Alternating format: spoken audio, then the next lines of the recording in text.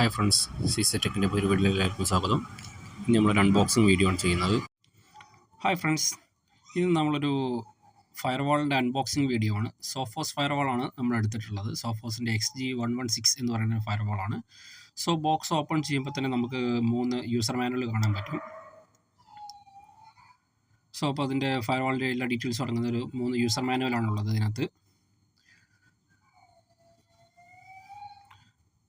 Then നമ്മൾ first layer open ചെയ്യുമ്പോൾ നമുക്ക് ഫയർവാൾ കാണാൻ പറ്റും. നമ്മളുടെ ഫയർവാൾ ഡിവൈസ് ആണിത്. ഇത് XG110 എന്ന് പറയുന്ന മോഡലാണ്. 116 ആണ് മോഡൽ വരുന്നത്.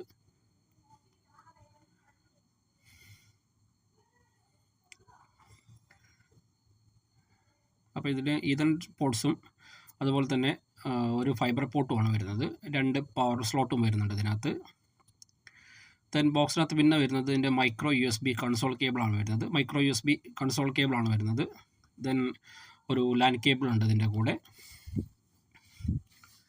പിന്നെ വരുന്നത് ഇതിൻ്റെ കൂടെ വരുന്നത് പവർ അഡാപ്റ്ററാണ്. ഇത് നമ്മളെ പവർ അഡാപ്റ്ററിൻ്റെ കേബിളാണ്.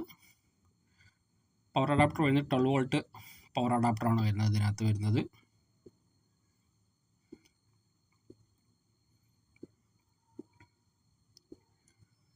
ഇതാണ് നമ്മളുടെ പവർ അഡാപ്റ്റർ. ഇതിൻ്റെ സ്ലോട്ട് വന്ന് നോർമൽ കേബിൾ പോലെയല്ല, ഒരു ത്രെഡ് ടൈപ്പ് ഒരു 12 വോൾട്ട് അഡാപ്റ്ററാണ് വരുന്നത്. ഓക്കെ, ദെൻ ഫയർവാളിൻ്റെ സൈഡിലോട്ട് പോവുകയാണെങ്കിൽ